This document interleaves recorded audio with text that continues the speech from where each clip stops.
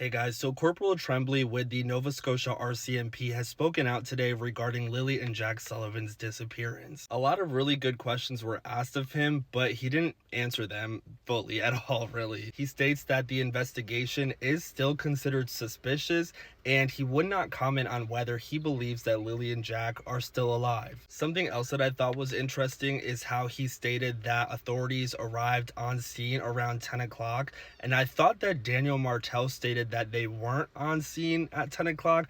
I don't know, I could be remembering that wrong, but Corporal Tremblay basically stated that once they got the call that Lilly and Jack had wandered away, they responded immediately. They were there very quickly. And I just can't help but wonder if they got there so fast and it was such a fast acting search effort for Lilly and Jack, how could they have gotten so far to the point where they wandered away into an area that was not checked? Regardless though, this is still an active and ongoing investigation. Thankfully, I'm gonna play that interview for you guys right now, so take a listen and let me know your thoughts at the end. We don't have evidence to suggest that an abduction took place at this time. So on the morning of May 2nd, approximately 10 a.m., RCMP officers received a call about two missing children in Lansdowne Station. The information at the time was that they wandered off away from the property, and I can tell you that our officers got at the scene very quickly, and we were monitoring the situation and hopefully finding the children very soon after that.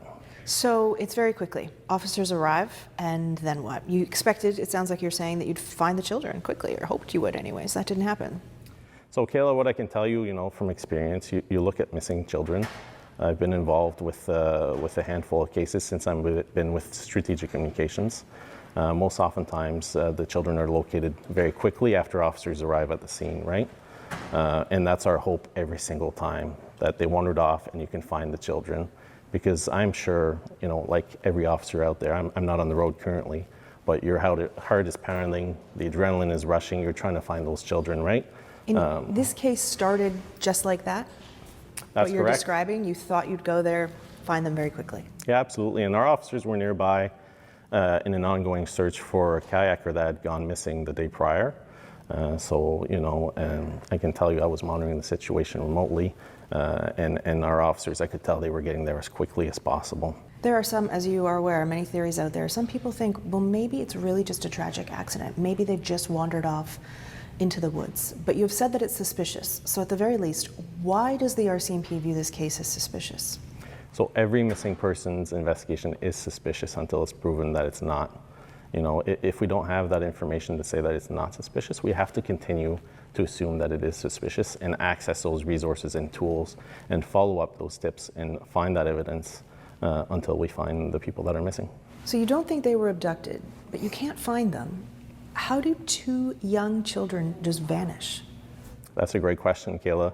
And we are asking for the public for tips and information. And to date, we've received close to 500 tips. So we have to follow up on those tips, right?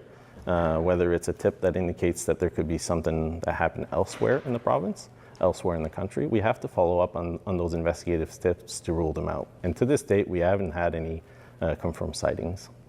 But there have been tips that lead you to other parts of the country that you had to check.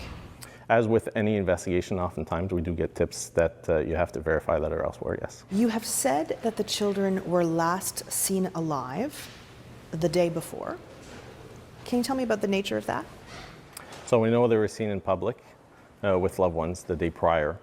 The specifics aren't being released at this time. Okay, and so that's the day before, so that's May 1st, but you've specifically asked for video back to April 28th. What's the reason for that? When you establish a timeline for any investigation, you want to know where these individuals were prior. They may have been in contact with someone that you want to know who that person is. You may see something on that footage that you didn't know about prior to that. We talked about license plates earlier and seeing them from a different angle. You might see someone that's known elsewhere. Maybe it's someone that's known to police. You never know. We really are seeking all investigative avenues in this case. There have been some complaints that an Amber Alert was not issued. I understand that the criteria is very specific. Was that considered? Is it still possible? Absolutely, Kayla. On the day of the incident, I can tell you I was working. I reviewed the policy that morning. We have to have a suspect or a person of interest when it comes to abduction or a vehicle. In terms of sending out an alert, when you send an Amber Alert, you want to direct the public to look for a specific vehicle, to look for that license plate, to look for that suspicious person, to have a photo of someone or more information to suggest that there was an abduction. In this case, they are young children, certainly vulnerable people, and a vulnerable person alert was issued. Does the RCMP know what happened here? Even if you can't tell me, do you know? So what I can tell you is that we're exploring all investigative avenues. Do you have a case? Are you building a specific case that's leading you in a certain direction? In this case, the investigation is still being investigated under the Missing Persons Act. It sort of seems from the last news release that you issued, the reason I'm asking these questions, I read that news release and I thought, I don't think they have any idea what happened here. When it comes to missing people, it's very complex. It can be very long-term investigations. It can be difficult on first responders, especially when it involves vulnerable people. And we have to be patient, and we have to follow the leads and follow the facts and evidence that we gather to bring us to locating the children. Does the RCMP think Lilly and Jack could still be alive? That's a great question, and we want to locate them and find them. And our goal is to investigate every single avenue until we find them. Is it possible at this point? That's a great question, and our role is to find them in the evidence surrounding their disappearance. You mentioned a lot of the tips you're getting. I'm sure you're aware there's extraordinary public interest in this case. Some people are frustrated that the RCMP is not saying more. We understand it's an active investigation.